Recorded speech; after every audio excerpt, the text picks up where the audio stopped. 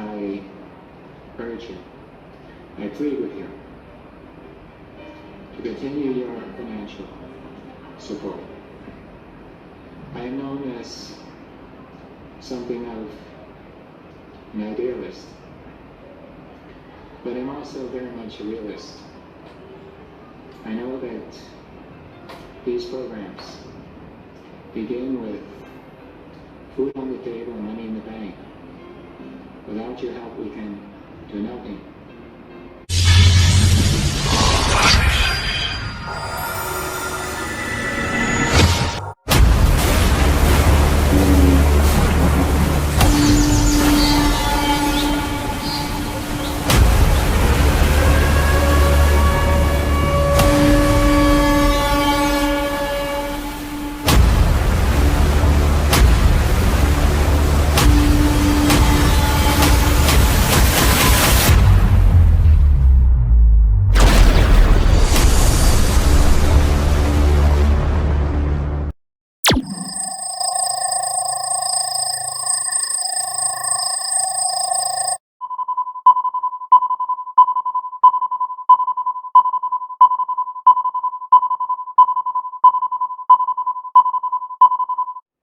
I urge you, I plead with you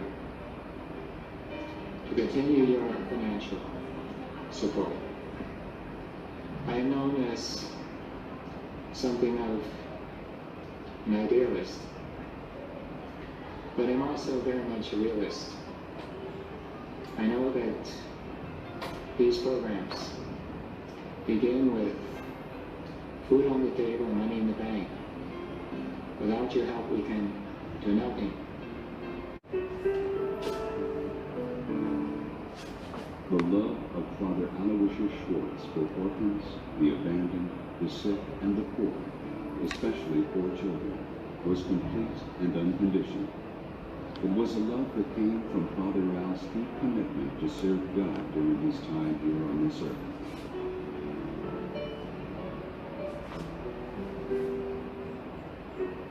Here in Korea, in this modest little room, Father Al devoted private time to working, praying, and yes, sometimes relaxing. But although he's no longer with us in a physical sense, his loving spirit continues to reside within these walls and in the hearts of those he's touched. From Asia and the Pacific Islands to Central and South America, thousands upon thousands of children born into poverty, have been given a chance to lead better lives, thanks to this modest priest. In South Korea during the early 1960s, Father Al founded a charitable fundraising organization, along with the religious order of the Sisters of Mary, to help those in desperate need. Father Al's vision was simple in concept, yet a difficult challenge: to find the money needed to provide impoverished children with food, shelter, clothing, medical care, and an education, while preparing them for a better future. Actually see the reality, the flesh and blood reality. And when you're confronted with a child who is sick and tubercular, who is homeless, you can't be different. You have to help this individual on a one-to-one, on a person-to-person basis. Seeing the difference his efforts were making in Korea, and appreciating the enormous scope of poverty in our world, Father Al expanded his charity programs to the Philippines, following an invitation from Cardinal Jaime Sin in 1985, and then in 1991 to Mexico at the encouragement of Bishop Hernandez Gonzalez. But in 1989, Father Al was diagnosed with a fatal illness. Yet through immense pain and suffering from a gradual paralysis, this very special priest refused to let his debilitating condition interfere with his work.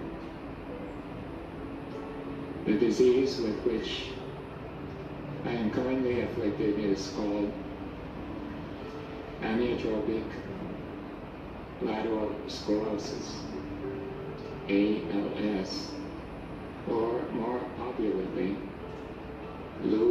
this disease. The time span from diagnosis to death is usually 3 years. It is possible, even probable, that I am now in my final year. Called home by God in 1992, just months after speaking these words, Father Al's work has been carried on by the Sisters of Mary. Inspired by his love, humility, and unquestioning devotion to God, the Sisters of Mary have supported his work from the very beginning. They now carry it on in his name and have expanded Father Al's vision to other countries, including Guatemala, Brazil, and Honduras. Through the generosity of caring people like you, Father Al's charity programs continue to offer a life of promise to children in need. Children who grow up and are able to help their families and communities break free from poverty and have a brighter future. I urge you, I plead with you to continue your financial support. I am known as something of an idealist, but I'm also very much a realist. I know that these programs begin with food on the table and money in the bank.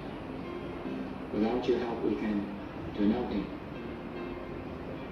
I desperately need your continuing support to feed and educate my children, and to meet my day-to-day expenses, which are truly enormous. Won't you please help me? Many, many thanks, and God bless you. We hope you'll be inspired by your visit to Father Al's Memorial Center, and that through the life of Father Al, you'll experience the love and mercy of God.